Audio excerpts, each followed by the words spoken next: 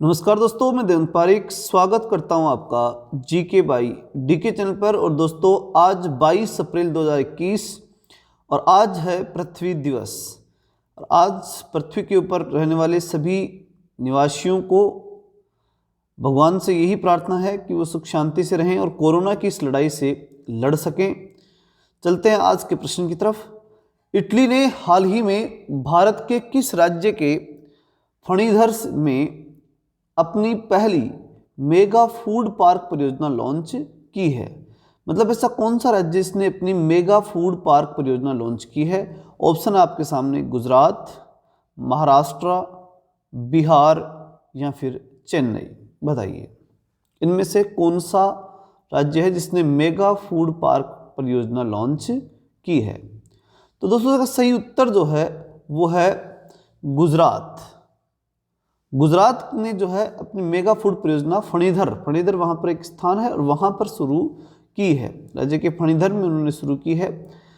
और इनकी व्याख्या अगर हम देखें तो ये कि इटली ने हाल ही में भारत में खाद्य प्रसंस्करण सुविधाओं से युक्त pilot project the mega food park को वर्चुअल मोड में गुजरात के फणीधर में अपनी पहली मेगा फूड पार्क परियोजना लॉन्च की है।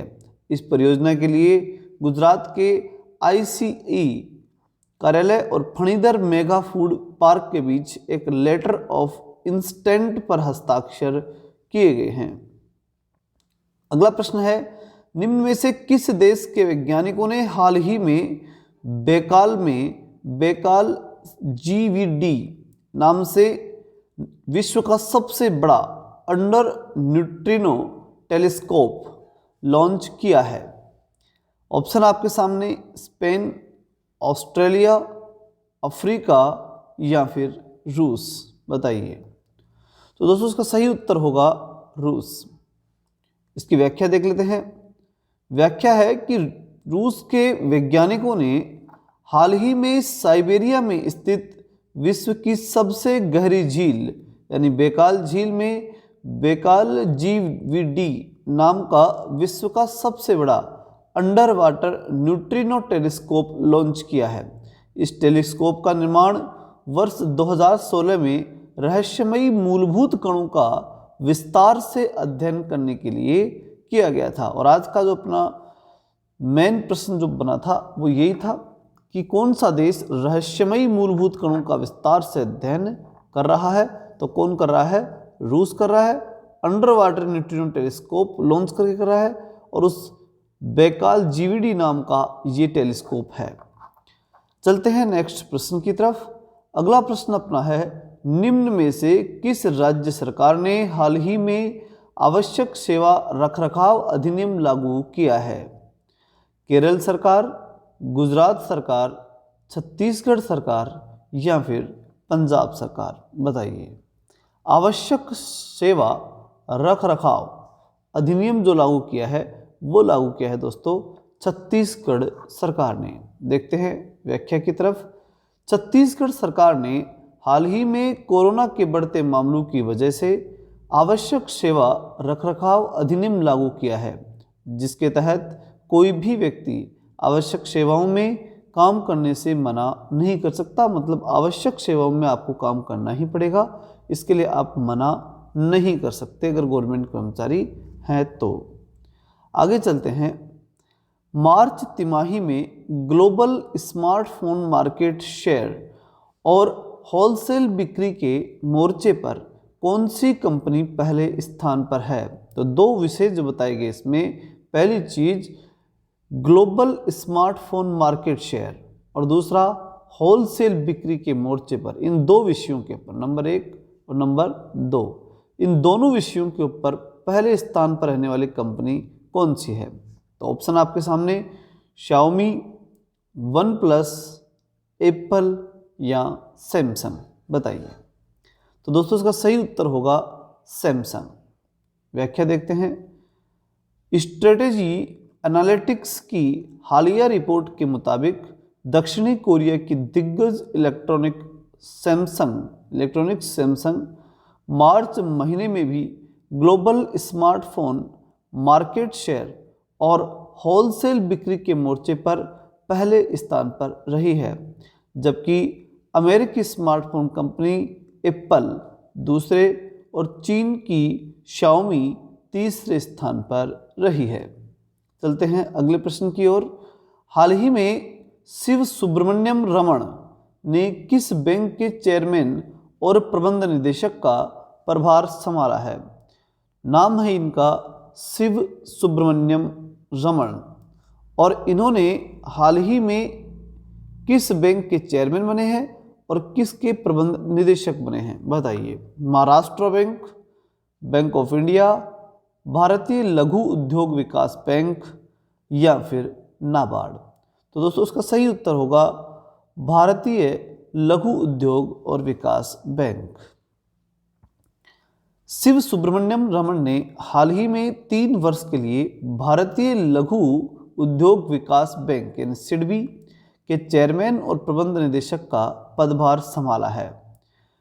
यह बैंक सूक्ष्म, लघु और मंझोले उद्यमों के वित्तीय पोषण और उन्हें बढ़ावा देने के क्षेत्र में कार्यरत है। अभी हाल ही में जो कोरोना का समय चल रहा था उसमें भी सूक्ष्म, लघु और मंझोले उद्योगों को पैसा देना था और उसके लिए जो भारतीय लघु उद्योग विकास बैंक यानी सिडबी जो है उसके एक महत्वपूर्ण व्यक्ति की आवश्यकता शुरू से ही चल रही थी और यहाँ पर अभी किनको रखा गया है? शिव सुब्रमण्यम रमन को। चलते हैं नेक्स्ट प्रश्न की तरफ जो आज का महत्वपूर्ण प्रश्न है। 22 अप्रैल को विश्व भर में कौन सा दिवस मनाया जाता है? विश्व पृथ्वी दिवस, विश्व डाक दिवस, विश्व विज्ञान दिवस या फिर विश्व हिंदी दिवस? तो दोस्तों आप सबको आता है और आना भी चाहिए, विश्व पृथ्वी दिवस। व्याख्या के अंदर देखते हैं कुछ। 22 अप्रैल को विश्व भर में वर्ल्ड अर्थ डे यानी विश्व पृथ्वी दिवस मनाया जाता है। पहली बार 1970 में पृथ्वी दिवस मनाया गया था, जिसका उद्देश्य पर्यावरण के प्रति संवेदनशील बनाना और लोगों को पर्यावरण के बारे में प्रशंसा और जागरूकता के लिए प्रेरित करना, अर्थात पर्यावरण के प्रति लोगों के अंदर समझ पैदा करना। चलते हैं नेक्स्ट प्रश्न की तरफ। अगला प्रश्न जो अपना है वो है, हाल ही में किस राज्य ने जल जीवन मिशन के तहत अपनी वार्षिक कार्य योजना पेश की है? बिहार, मध्य प्रदेश, अरुणाचल प्रदेश या फिर उत्तराखंड?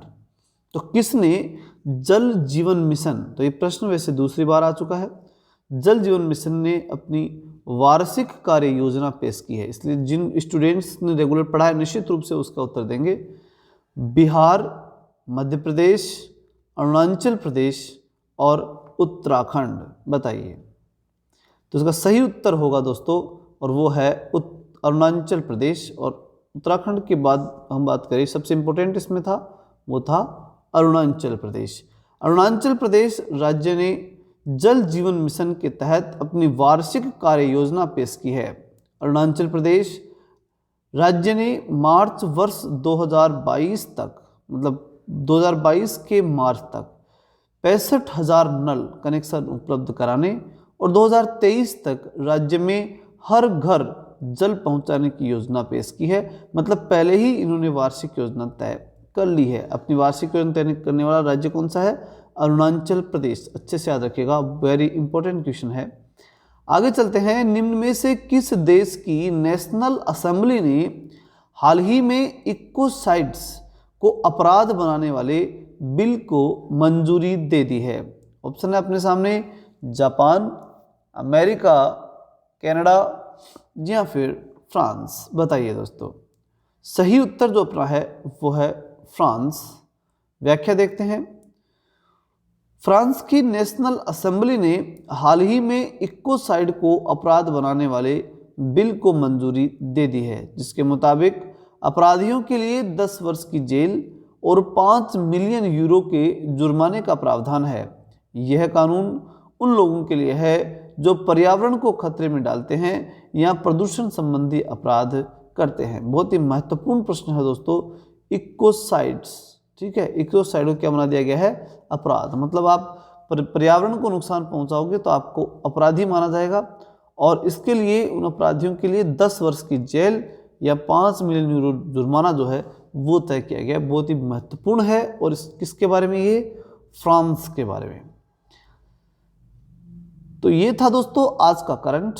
लगातार देखते रहने के लिए आप सबका बहुत बहुत धन्यवाद, और अधिक से अधिक दोस्तों के पास शेयर कीजिए, अच्छा लगे तो लाइक जरूर कीजिए, और अगर अभी तक आपने सब्सक्राइब नहीं किया तो सब्सक्राइब कर दीजिए। जय हिंद, जय भारत।